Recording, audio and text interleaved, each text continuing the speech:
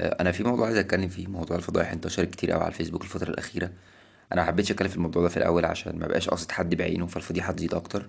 انا شايف انه البنت بتفضح نفسها قدام نفسها قبل ما بتفضح نفسها قدام الناس او بتتفضح قدام الناس. لما تيجي ترتبطي ما تدوريش على الولد اللي اهم حاجه عنده في الدنيا الارتباط، اللي هو مجنون الارتباط.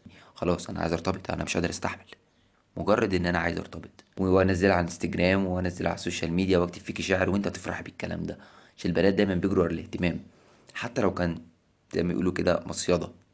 المفروض الارتباط ده حاجة كده، أوضة صغيرة أو مربع صغير تحط فيه الحد اللي أنت بتحبه، محدش يقرب له لحد ما يحصل بينك وبينه نصيب.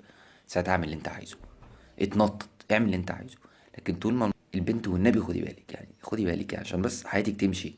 لأن الفضيحة مرة قفلت حياتك بقية عمرك. الولد بقى طلب صغير عشان خاطر النبي، يعني صلي عليه الأول عليه الصلاة والسلام. لما تيجي تمشي في حياتك بمبدأ البنت اللي انا ارتبطت بيها او زي ما بتقول مشيت معاها، لا ما يحصلش بيني وبينها نصيب ولا اخطبها ولا اتجوزها، ده انا مشيت معاها. بعد اذنك ما تخليش الحيوان يتبرى منك، وخليك بني ادم كويس وما تعملش الحركه دي.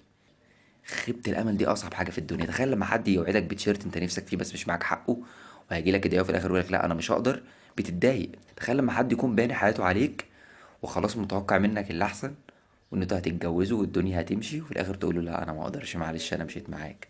المفروض اللي هو نص دينه التاني انت هتكفره بنص دينه التاني عشان خاطر بس انت مش راجل.